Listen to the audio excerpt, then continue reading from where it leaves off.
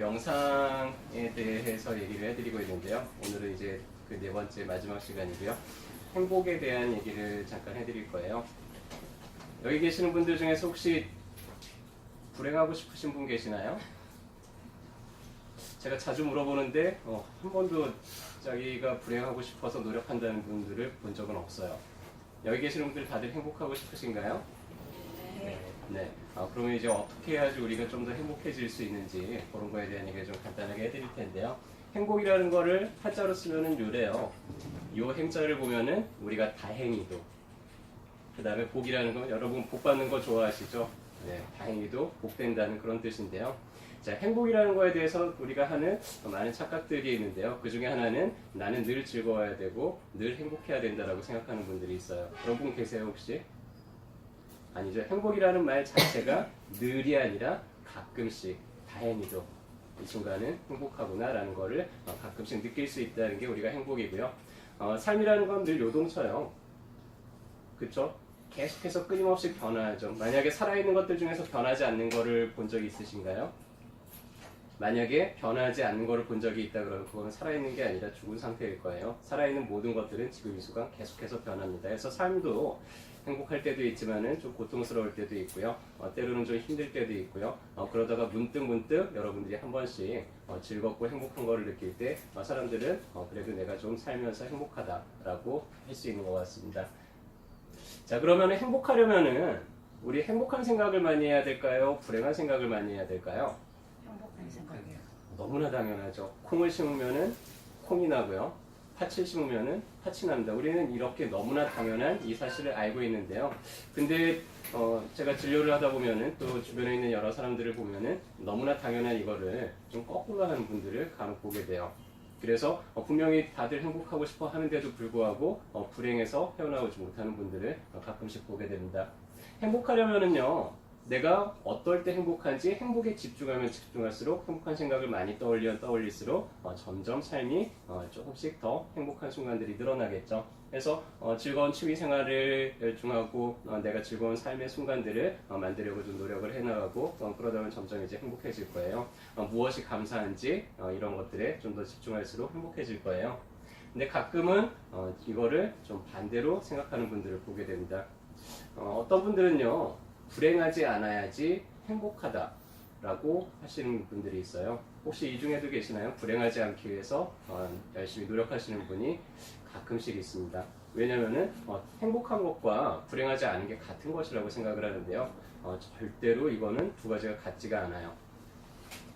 자, 행복하려고 노력하는 사람들은 계속 무엇을 할 때 즐거운지, 어떻게 해야 행복한지를 고민을 할 거고요. 그리고 행복한 순간들을 늘려나가기 위해서 노력을 할 거예요. 자, 불행하지 않으려고 하는 사람들은 어떤 노력을 할까요?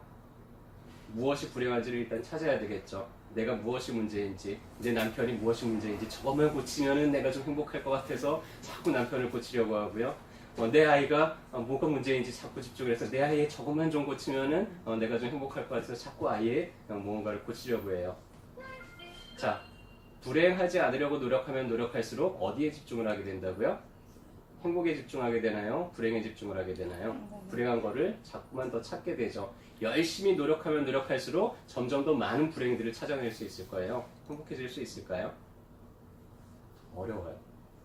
그래서 불행하지 않으려고 하는 노력들은요, 여러분들을 조금 더 불행하게 만들어갑니다. 절대로 그런 사람들이 행복해지기는 어려워요. 그래서 만약에 우리가 행복하고 싶다면은 계속 행복한 거에 집중을 하면 되겠죠.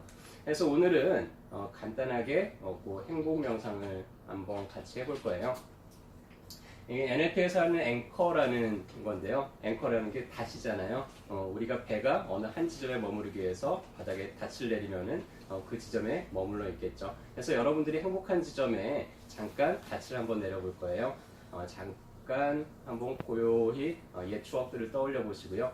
내가 어떨 때 제일 행복했었는지 한순간을 잠깐만 선택해 보세요. 내가 그 추억만 떠올리면은 너무나 즐거웠던, 혹은 그 생각만 해도 너무나 행복한 그 지점을 하나 떠올려 보시고요. 그 지점을 다들 선택하셨나요? 네, 아직 선택 못하신 분 계시나요? 다들 선택하셨나요? 어떤 순간인지. 근데 표정이 안 바뀐 분들이 계셔서. 자, 그 다음에 이제 닻을 내리는데요. 간단한 자기만의 제스처를 하나 정하실 거예요.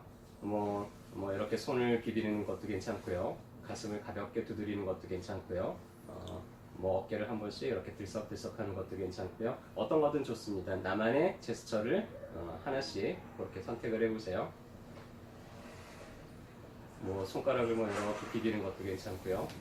자, 이제 준비가 되셨으면은 자, 명상을 시작을 할 거예요. 한 1분 정도 명상을 할 텐데요. 자, 행복한 순간에 집중하시고요. 그 기억을 떠올리시고요. 마치 지금 이 순간이 그 순간인 것처럼 지금의 내가 여기 있는 것이 아니라 그 순간으로 가서 오감으로 그때의 냄새, 그때의 감각, 그때의 나의 몸의 상태, 그때의 나의 기분 이런 것들을 온전히 그대로 느껴봅니다. 자, 그러면서 아까 그 제스처를 한 번씩 이렇게 반복을 해보는 거예요. 그래서 그 제스처와 그 느낌을 그대로 지금 이 순간 느껴보실게요. 1분 정도만 진행하도록 하겠습니다.